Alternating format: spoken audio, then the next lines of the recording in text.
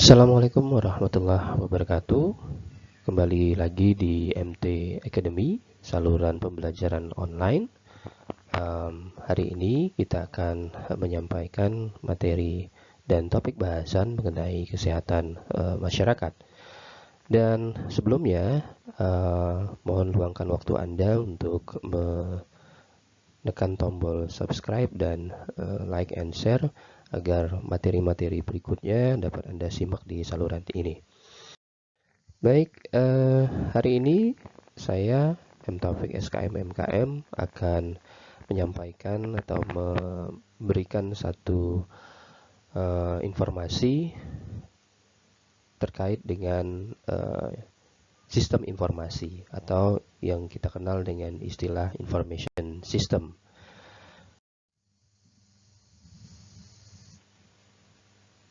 Oke, apa itu sistem? Sebelum kita masuk kepada pembahasan tentang sistem informasi, ada baiknya kita mengenal terlebih dahulu arti dari sistem. Nah, sistem didefinisikan sebagai suatu jaringan kerja atau sebuah prosedur yang saling berhubungan, berkumpul dalam sebuah kesatuan yang dirancang untuk mencapai suatu tujuan yang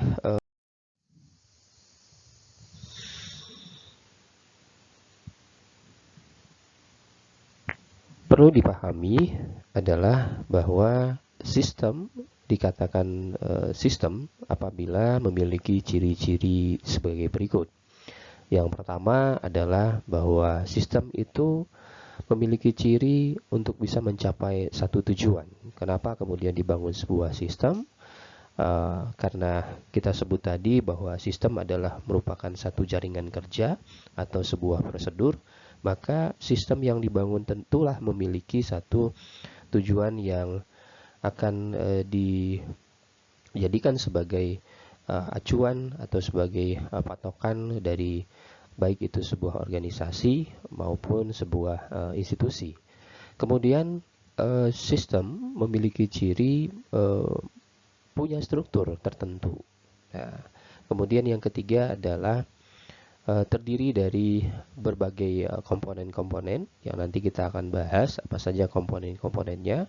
Kemudian adanya kesatuan usaha untuk berbagai komponen dan saling berhubungan yang teratur. Nah, ketika kita bicara tentang saling berhubungan yang teratur, maka dari sini kita bisa melihat bahwa akan ada satu konteks keterkaitan antara satu komponen dengan komponen yang lainnya, sehingga ketika terjadi satu ketidaklancaran dalam sebuah sistem, maka akan berpengaruh kepada sistem-sistem yang lainnya.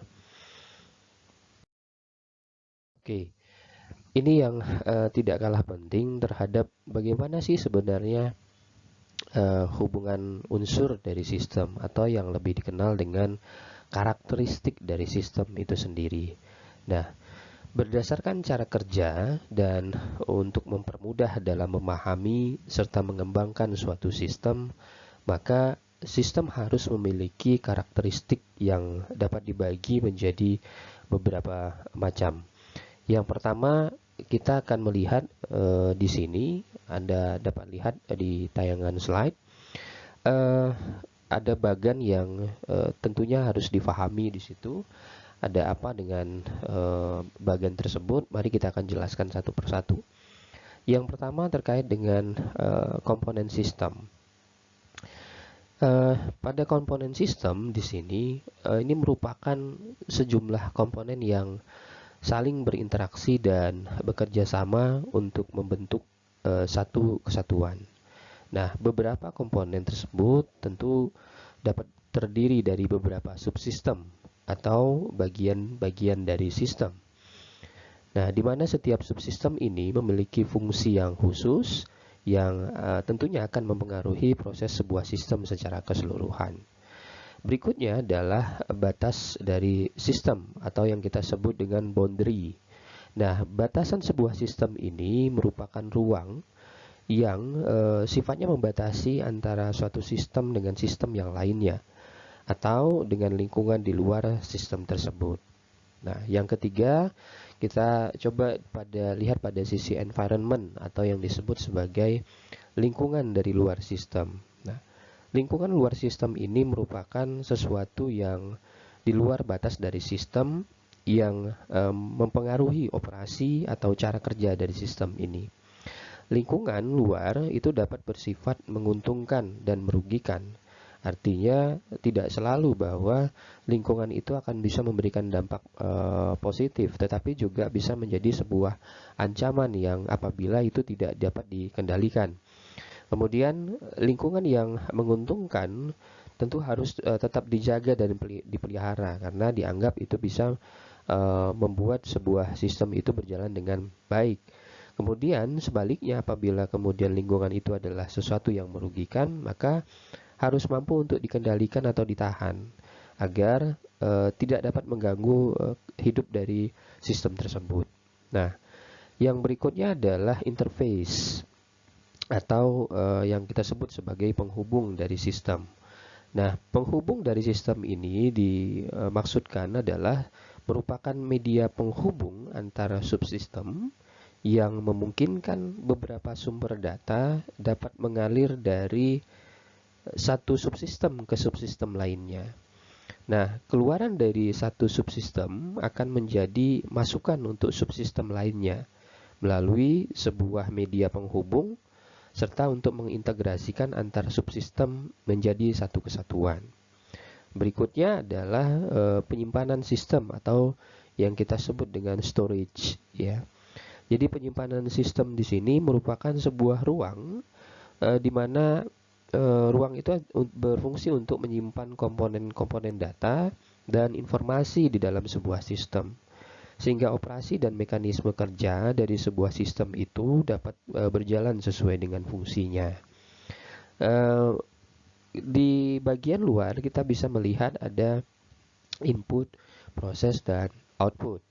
Nah, apa yang dimaksud dengan input atau masukan sistem ini? Input di sini dimaksudkan adalah sesuatu yang dimasukkan ke dalam sistem, dan input ini bisa berupa sumber daya, baik itu dalam bentuk data, kemudian sinyal, energi, atau yang terkait dengan sumber daya manusia dan lain-lain. Nah, yang tentunya ini bisa diolah atau dimanipulasi oleh sebuah sistem untuk bisa menjadi sebuah informasi. Nah, berikutnya adalah proses. Proses di sini merupakan bagian dari pengolahan sistem. Pengolah sistem, yang dimaksud dengan pengolah sistem. Nah, yang dimaksud dengan pengolah sistem di sini adalah suatu sistem yang mempunyai satu bagian pengolah yang kemudian memiliki tugas untuk mengubah masukan menjadi keluaran, sehingga hasilnya dapat dimanfaatkan. Nah, suatu sistem informasi tentunya akan bisa mengolah masukan berupa data dan menjadi keluaran dalam bentuk informasi nantinya. Nah, berikutnya adalah output atau yang kita sebut dengan keluaran sistem. Keluaran sistem di sini di mana ada proses di mana hasil dari masukan yang itu telah diolah, kemudian akan diubah menjadi keluaran yang tentunya akan memiliki manfaat.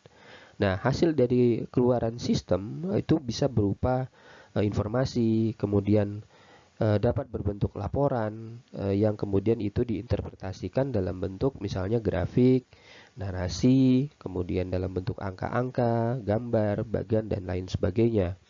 Dan tentunya dapat digunakan sebagai satu bahan masukan dalam pengambilan keputusan. Nanti pada slide berikutnya kita akan bicara lebih detail tentang apa yang dimaksud dengan pengambilan keputusan atau bagaimana mekanisme-mekanismenya dan keterkaitan antara sistem informasi ini dengan pengambilan keputusan.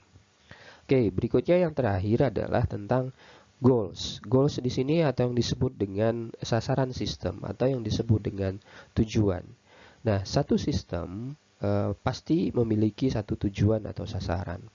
Nah, jika satu sistem tidak memiliki satu tujuan, maka operasi atau kerja dari sebuah sistem itu tidak ada manfaatnya sama sekali.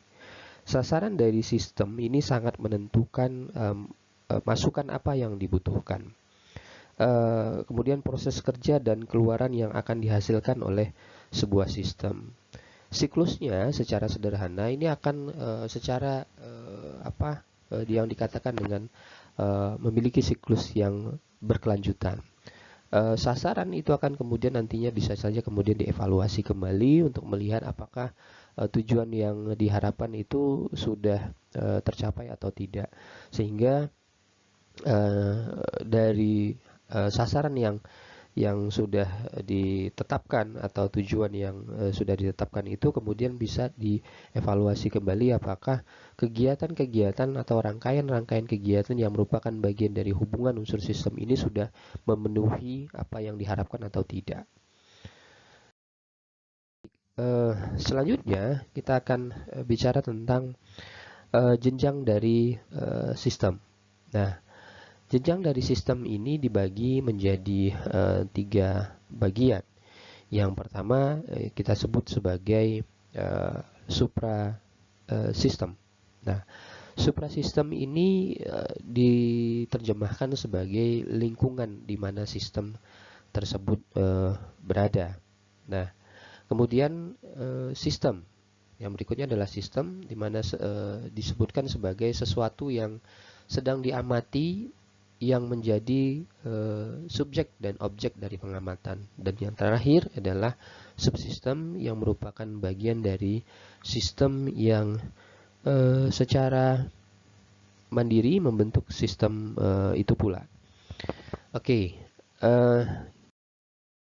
berikutnya membahas tentang data dan informasi. Nah, kenapa kemudian kita harus berbicara terlebih dahulu tentang data dan informasi? Karena informasi itu muncul karena adanya data. Nah, kita akan coba pahami ini bersama bahwa data didefinisikan itu sebagai informasi yang faktual, yang berisikan fakta atau gambaran yang didapat dari eksperimen atau survei yang digunakan sebagai dasar dalam perhitungan atau penyusunan kesimpulan. Kalau itu menurut ilmu komputer, nah data itu didefinisikan sebagai informasi perhitungan dari pengolahan komputer berupa angka, teks, gambar, suara dalam bentuk yang cocok untuk penyimpanan dan pengolahan oleh komputer. Nah, lain halnya dengan definisi menurut statistik, data diterjemahkan sebagai himpunan dari angka-angka yang merupakan nilai dari unit sampel sebagai hasil dari pengamatan atau pengukuran yang dilakukan. Nah, informasi di sini didefinisikan adalah data yang telah diproses. Ya, data yang kemudian itu sudah diproses sedemikian rupa sehingga dapat meningkatkan pengetahuan seseorang yang menggunakan data tersebut. Bagaimana sih transformasi data menjadi informasi? Nah, data tadi disebutkan di awal adalah berupa angka yang didapat dari beberapa proses pengumpulan data. Nah, pengumpulan data ini bisa dalam bentuk survei, bisa di dalam bentuk riset-riset kecil yang kemudian itu didapatkan dari sumber data baik itu primer maupun sekunder. Nah, instrumen-instrumen pengumpulan data tadi itu kemudian masuk kepada tahap berikutnya yang kita sebut dengan pengolahan data. Pengolahan data ini akan melewati beberapa proses di dalamnya, mulai dari bagaimana melakukan satu proses rekapitulasi dari datanya, kemudian melakukan satu proses kalkulasi terhadap datanya, melakukan proses terkait dengan satu proses analisis, belum sampai kepada analisis, tapi pada cara bagaimana melakukan satu proses manajemen terhadap data itu sendiri. Berikutnya, pengolahan data ini akan masuk kepada basis data yang tadi sudah disampaikan di awal, menggunakan beberapa proses-proses di dalamnya, seperti perhitungan, kalkulasi, rekapitulasi, dan seterusnya. Berikutnya, setelah data itu diolah, data itu kemudian disajikan. Nah, penyajian data ini bisa dalam bentuk tabel, dalam bentuk grafik, ataupun dalam chart, ya. Tetapi kita mundur sejenak, bahwa dalam proses pengolahan data ini sebelumnya kita harus melakukan satu proses pemilahan data-data. Data-data itu data-data apa saja yang dibutuhkan, dan pada komponen-komponen apa saja yang dibutuhkan. Nah, baru kemudian data itu bisa disajikan sesuai dengan kebutuhan dari apa yang diinginkan, yang menjadi tujuan dalam kebutuhan data, yang kemudian akan menjadi bahan yang akan disampaikan dalam bentuk analisis maupun penyimpulan, sehingga analisis dan penyimpulan ini bisa menghasilkan satu informasi. Sederhananya bahwa data itu baru berupa angka. Ketika kita bicara informasi, maka data itu sudah dalam bentuk hasil olahan yang kemudian itu bisa diinterpretasikan dalam bentuk tabel, grafik, dan chart, sehingga dia bisa memberikan satu makna bagi yang membutuhkan data tersebut, apakah terjadi satu peningkatan atau terjadi satu penurunan yang berarti dari satu harapan kualitas data yang diinginkan. Berikutnya kita akan bicara bagaimana atau apa yang dikatakan atau yang dimaksud dengan informasi yang berkualitas. Nah, informasi yang berkualitas itu harus memenuhi 3 unsur di dalamnya. Yang pertama adalah relevan. Relevan diartikan sebagai bahwa segala informasi itu harus sesuai untuk pemakainya, dan juga dapat digunakan sesuai dengan kondisi serta keadaan tertentu. Nah, kemudian yang berikutnya adalah ketepatan. Informasi ini harus cepat sampai pada penerimanya, karena apabila kemudian itu informasi yang disampaikan ini terlambat, maka informasi itu dikatakan sudah usang atau tidak memiliki nilai yang bermanfaat bagi pemegang data tersebut atau bagi orang lain yang ketika memanfaatkan data tersebut. Nah, berikutnya adalah akurasi atau yang disebut dengan akurat. Informasi ini harus seminimal mungkin terbebas dari adanya kesalahan. Makanya kemudian ada beberapa tahapan-tahapan yang tadi dikatakan kita harus melakukan pengolahan data tersebut, harus mampu untuk mengelompokkan data-data tersebut, harus mampu untuk melihat dan melakukan cleaning terhadap data-data tersebut sehingga meminimalisir terjadinya missing terhadap data. Dan diupayakan bahwa informasi yang disampaikan itu adalah sesuatu yang tidak menyesatkan atau bisa menimbulkan satu masalah yang biasanya itu diakibatkan oleh adanya satu kesalahan dalam proses atau satu kegagalan dalam proses yang dilakukan pada saat pengolahan data. Dan tentunya sebuah informasi itu harus bisa menggambarkan kondisi itu secara jelas dan tidak ada satu rekayasa. Jadi sederhananya begini, bahwa kita harus menampilkan sebuah informasi itu dengan apa adanya, bukan karena ada apanya. Karena itu akan berbahaya bagi kualitas dari sebuah informasi. Selanjutnya kita akan melihat apa sih yang menjadi manfaat dari informasi. Nah, yang pertama adalah bahwa informasi ini mampu menjadi satu transmitter atau transfer of knowledge dari orang lain kepada dari orang kepada orang lain berikutnya, sehingga akan ada satu pengetahuan baru yang kemudian itu bisa didapatkan bagi orang lain. Kemudian manfaat informasi ini adalah mengurangi ketidakpastian.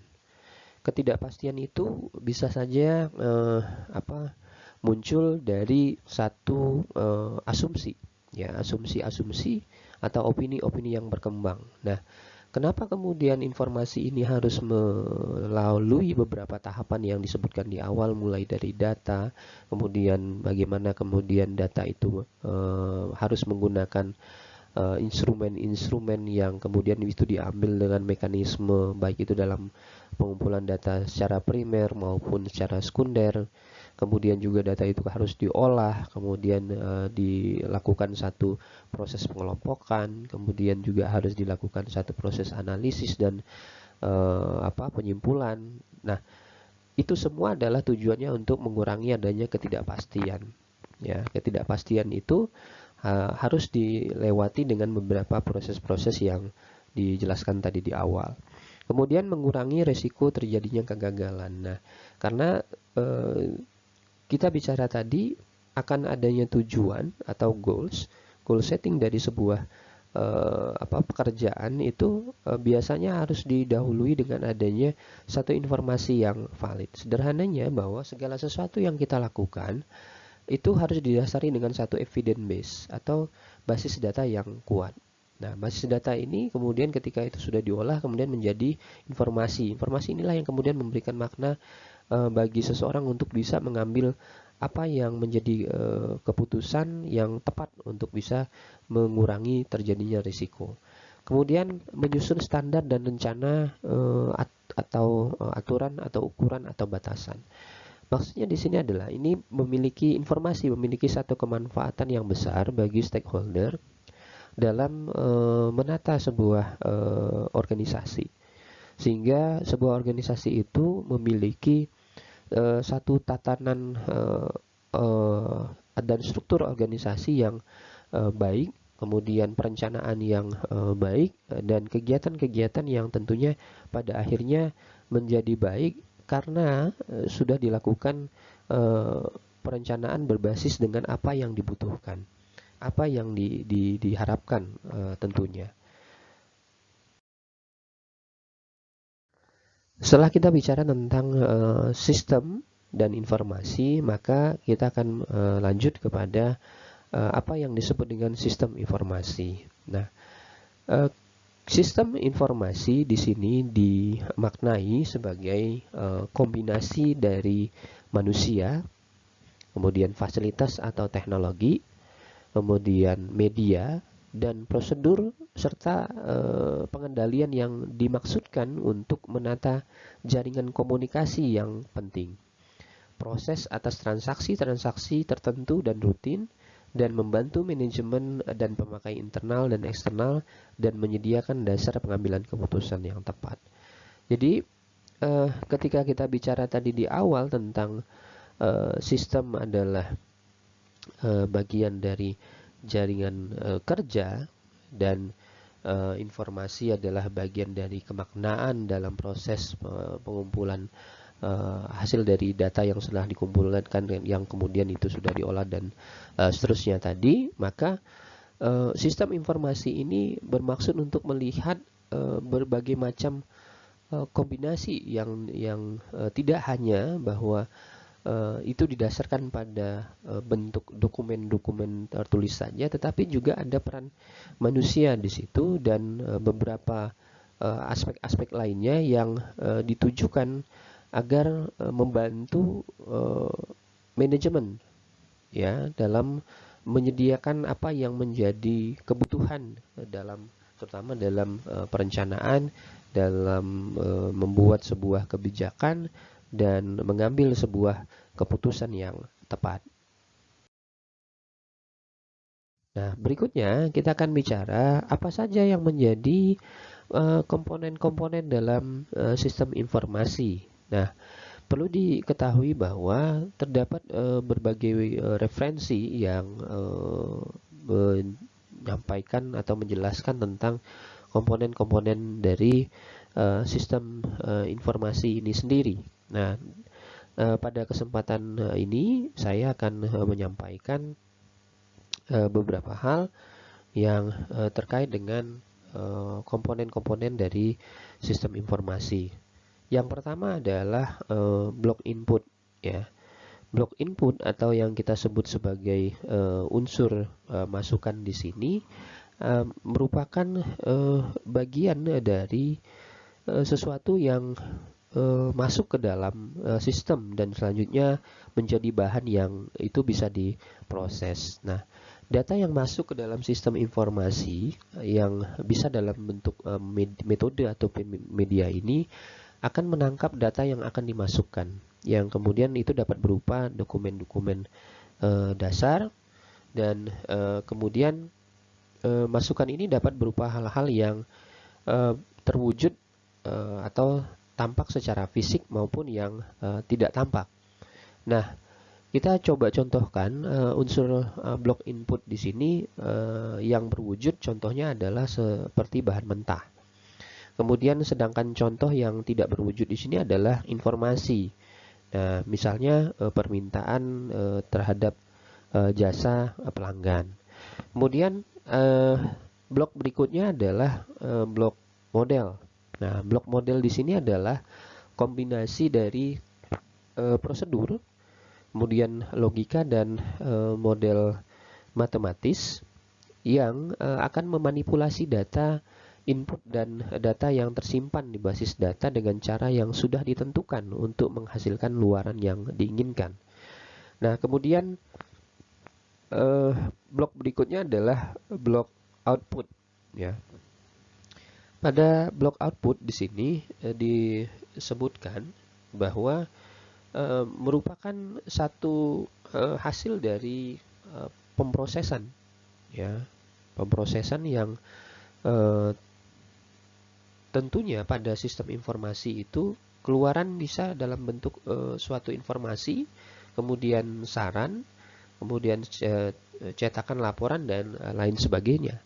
Dan pada blok output di sini produk sistem informasi itu harus berupa informasi-informasi yang berkualitas dan dokumentasi yang memiliki kemanfaatan bagi orang yang memakai sistem tersebut.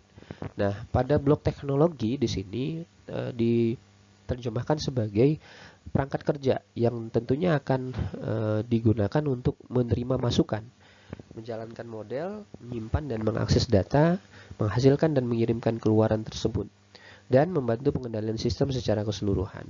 Yang diterjemahkan di sini ada 3 bagian penting dalam blok teknologi. Di sini adalah teknisi yang terkait dengan sumber daya manusia yang akan memanfaatkan teknologi tersebut, serta software atau perangkat lunak dan hardware sebagai perangkat kerasnya dalam bentuk fasilitas atau sarana prasarana yang dibutuhkan dalam teknologi, misalnya komputer, kemudian server atau tempat penyimpan datanya, atau misalnya jaringan atau sinyal yang kemudian itu dibutuhkan dalam sistem informasi. Baik, berikutnya adalah blok hardware. Hardware di sini kita katakan sebagai perangkat keras yang berperan penting sebagai satu media penyimpan vital bagi sistem informasi. Nah, hardware ini berfungsi sebagai tempat untuk menampung database atau sumber data dan informasi yang diterima dan atau diinput ke dalam hardware tersebut. Nah, fungsinya adalah juga untuk mempermudah kerja dari sistem informasi, sehingga segala sesuatu itu sudah masuk pada satu perangkat yang kemudian itu biasanya hanya boleh dibuka oleh orang-orang yang ditunjuk atau orang-orang tertentu saja yang menggunakan perangkat tersebut, karena biasanya kita bicara terkait dengan keamanan dari perangkat yang digunakan. Kemudian blok software di sini adalah sebagai tempat untuk mengolah atau menghitung dan memanipulasi data yang diambil dari hardware untuk menciptakan satu informasi. Nah, peralatan tersebut juga tentunya harus dilengkapi dengan perangkat lunak seperti aplikasi, kemudian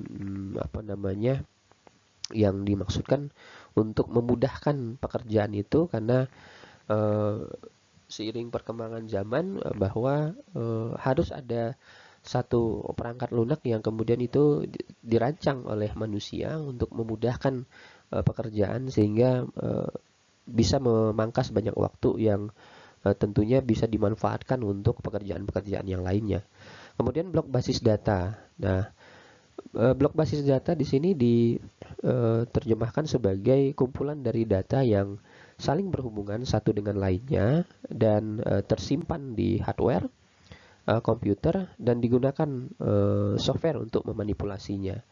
Kemudian blok kontrol. Nah, blok kontrol di sini adalah mekanisme yang dirancang dan diterapkan untuk dapat mencegah rusaknya sistem ataupun bila terlanjur terjadi kesalahan-kesalahan dapat langsung diatasi.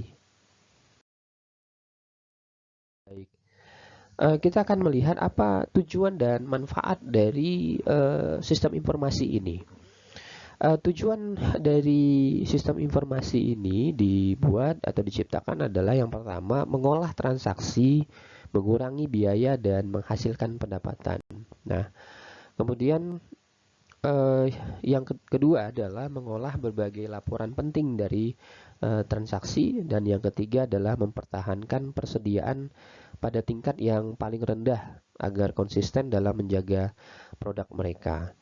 Kemudian yang menjadi manfaat dalam sistem informasi adalah sistem informasi ini bisa menyediakan informasi yang dipergunakan di dalam perhitungan harga pokok dalam bentuk produk, jasa, dan tujuan yang lain yang diinginkan oleh manajemen, sehingga segala sesuatunya itu menjadi terukur dan transparan. Kemudian yang berikutnya, manfaat yang dapat dirasakan dari sistem informasi ini adalah menyediakan informasi yang dapat dipergunakan dalam perencanaan, pengendalian, pengevaluasi, dan perbaikan berkelanjutan. Sehingga sistem informasi ini akan dapat dikatakan secara sederhana dia akan membantu bagi pemegang program atau bahkan mungkin bagi pelaksana program untuk bisa memiliki satu kerangka acuan terhadap apa yang menjadi tanggung jawab atau pekerjaannya. Kemudian menyediakan informasi untuk pengambilan keputusan, sehingga segala bentuk tindakan yang dilakukan itu dia didasarkan pada satu sistem dan informasi yang jelas dan terukur tentunya, agar tidak terjadinya kesalahan atau ketidakmanfaatan terhadap sebuah kegiatan yang akan dilakukan. Oke.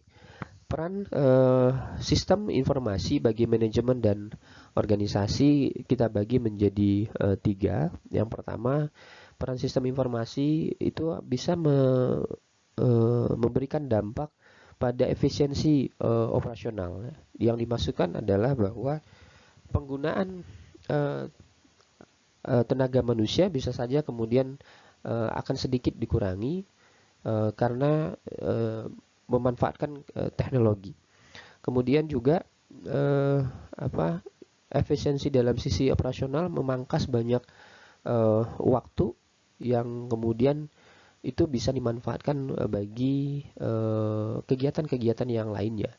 Kemudian berikutnya adalah inovasi dalam bisnis. Nah, sistem informasi ini bisa menjadi satu nilai jual bagi sebuah institusi di mana ada terobosan-terobosan yang mampu mempercepat proses dari layanan, baik itu layanan produk maupun layanan jasa.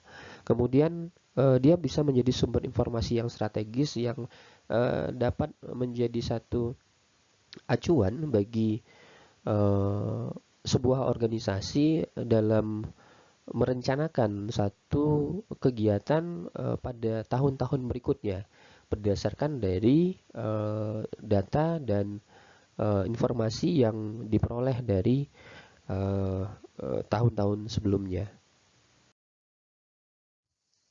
Oke. Selanjutnya kita akan melihat bagaimana kaitan antara sistem informasi dan pengambilan keputusan. Sistem informasi menjadi satu bagian penting bagi stakeholder, terutama dalam memberikan satu pertimbangan terhadap langkah-langkah atau hal-hal yang akan direncanakan dan akan dilakukan di masa yang akan datang. Sehingga sistem informasi ini menjadi aspek yang cukup diperhitungkan dalam sebuah organisasi untuk melihat apakah yang telah dilakukannya pada masa yang lalu itu sudah cukup berhasil atau ada hal-hal yang memang perlu diperbaiki kembali pada tahun-tahun berikutnya berdasarkan dari apa yang diperoleh dari sistem informasi yang ada dalam organisasi tersebut. Apa yang dimaksud dengan pengambilan keputusan? Nah, pengambilan keputusan di sini adalah satu upaya dalam menetapkan keputusan yang juga merupakan ciri dari perencanaan. Sebelum kita mengambil keputusan, tentunya harus dilakukan satu bagian dari hal-hal yang menjadi dasar terhadap perencanaan tersebut, ya, terhadap keputusan tersebut. Nah, tentunya tadi dengan akan ada kaitannya bahwa pengambilan keputusan ini merupakan bagian dari ciri dari perencanaan tersebut. Apa saja yang menjadi langkah dalam pengambilan keputusan? Yang pertama adalah kita harus mendefinisikan masalah yang dihadapi itu dengan setepat-tepatnya. Kemudian yang kedua adalah mengumpulkan fakta dan data yang relevan. Nah, kenapa kemudian fakta dan data yang relevan? Karena ini menjadi aspek yang sangat penting diperhatikan, mengingat bahwa pengambilan keputusan itu harus memiliki evidence base, memiliki basis data, bukan pada opini ataupun pada asumsi. Kemudian mengolah fakta atau data yang ada setelah data itu dikumpulkan dan menentukan beberapa alternatif yang mungkin ditempuh. Nah, fakta atau data yang sudah diolah tadi itu tentunya akan menghasilkan informasi-informasi yang pada akhirnya dapat menghadirkan beberapa gambaran-gambaran masalah-masalah yang sedang dihadapi. Dan tentunya gambaran-gambaran itu tidak semua secara serta-merta masalah-masalah itu bisa diatasi secara bersamaan. Akan tetapi harus dilihat mana yang menjadi prioritas dan alternatif yang tentunya yang harus kemudian itu diselesaikan. Dan sebuah organisasi harus memilih mana masalah-masalah yang prioritas untuk segera ditanggulangi atau masalah-masalah yang masih bisa ditangguhkan dan tetap dilakukan penyelesaian masalahnya secara bertahap. Kemudian berikutnya adalah memilih acara pemecahan masalah dari alternatif yang telah diolah dengan matang. Kemudian berikutnya adalah memutuskan tindakan apa yang harus dilakukan dan menilai hasil yang diperoleh sebagai akibat dari keputusan yang telah diambil. Pada langkah yang terkait dengan menilai hasil yang diperoleh, ini adalah bagian dari cara kita melakukan satu proses evaluasi terhadap keputusan-keputusan yang telah kita ambil, apakah itu sudah benar ataupun tidak.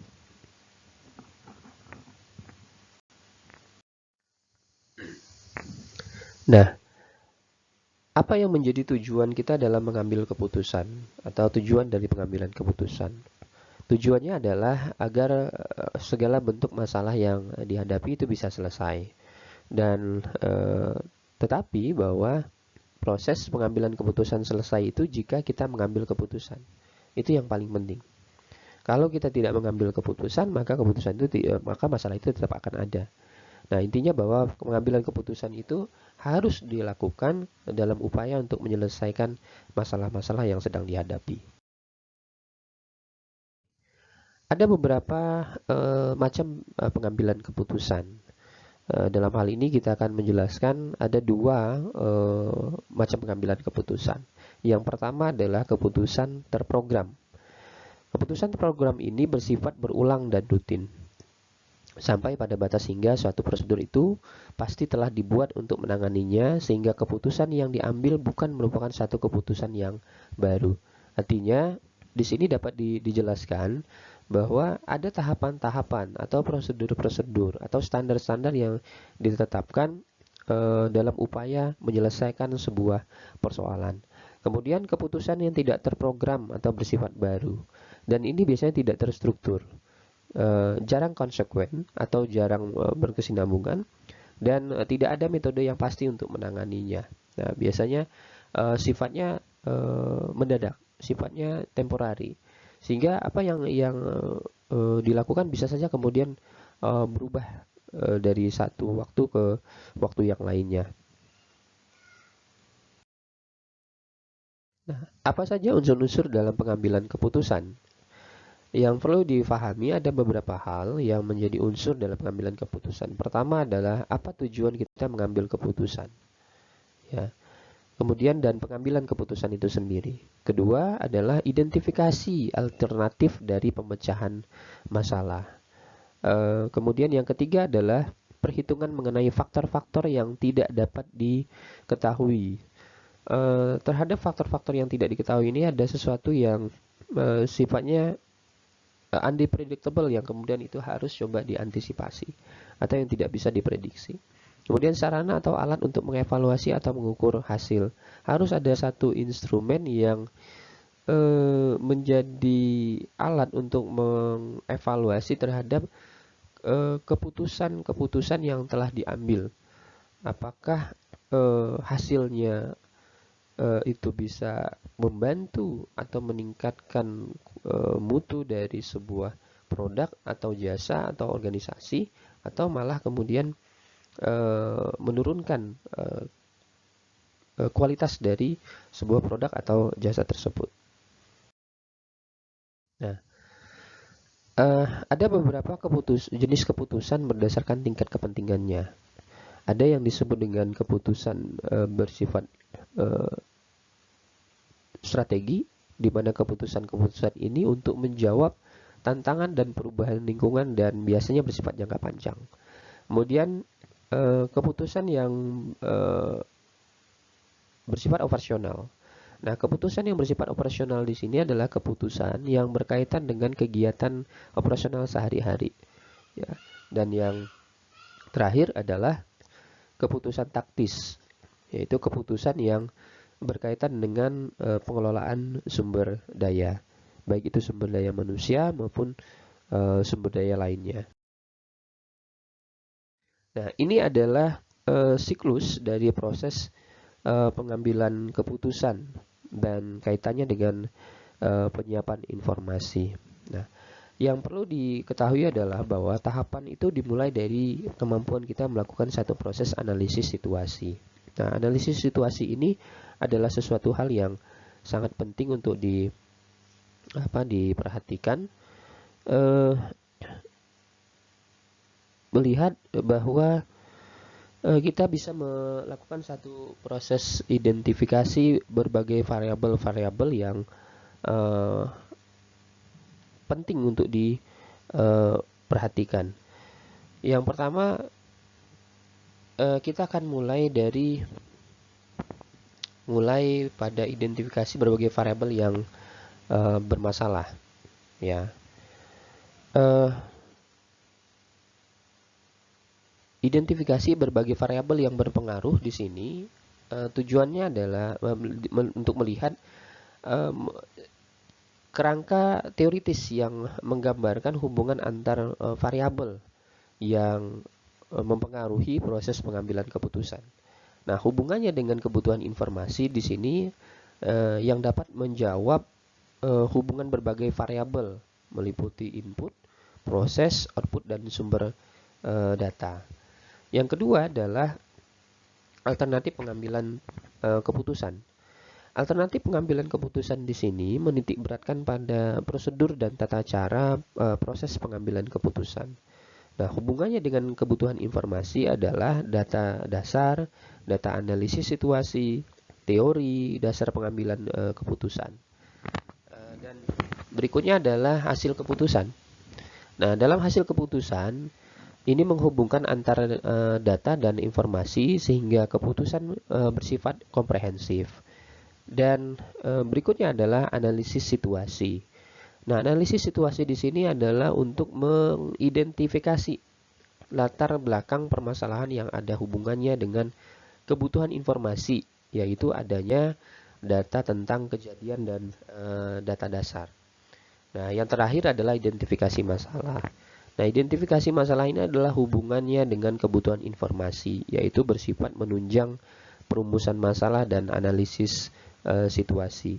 Nah, siklus ini adalah siklus proses dalam pengambilan keputusan yang dapat dimulai dari identifikasi variabel yang berpengaruh dan alternatif pengambilan keputusan, hasil keputusan, analisis situasi, dan kembali kepada identifikasi masalah.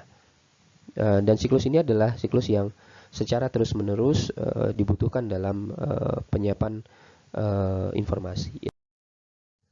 Nah, berikut adalah tipe dari sistem informasi. Ada banyak jenis tipe dalam sistem informasi. Nah, dalam kesempatan ini saya akan memberikan atau membahas tentang 4 tipe dalam sistem informasi. Yang pertama adalah Transaction Processing System. Merupakan sistem informasi komputerisasi yang dikembangkan dalam jumlah besar untuk transaksi bisnis yang rutin. Misalnya daftar gaji, pendaftaran, presensi, dan inventarisasi. Kemudian yang kedua adalah Decision Support System. Merupakan produk perangkat yang dikembangkan secara khusus untuk membantu manajemen dalam proses pengambilan keputusan atau yang kita sebut dengan second opinion sebelum memutuskan kebijakan tertentu. Dan yang ketiga adalah Clinical Decision System, dan ini merupakan sistem elektronik yang didesain untuk membantu klinisi biasanya secara langsung dalam mengambil keputusan-keputusan klinis. Biasanya akan mempermudah atau mempercepat proses-proses pengambilan keputusan medik biasanya. Ini dikembangkan banyak di dunia-dunia barat dalam dunia-dunia medis. Kemudian expert system. Nah, expert system di sini adalah sistem yang berusaha mengadopsi pengetahuan manusia ke komputer agar komputer itu dapat menyelesaikan masalah seperti biasa yang dilakukan oleh para ahli. Dalam konteks expert system ini biasanya memperkecil andil manusia, di mana otak manusia itu dipindahkan semuanya ke dalam sistem komputerisasi yang dia bisa bekerja seperti layaknya manusia. Dia bisa membantu apa yang bisa memudahkan pekerjaan dari pekerjaan manusia.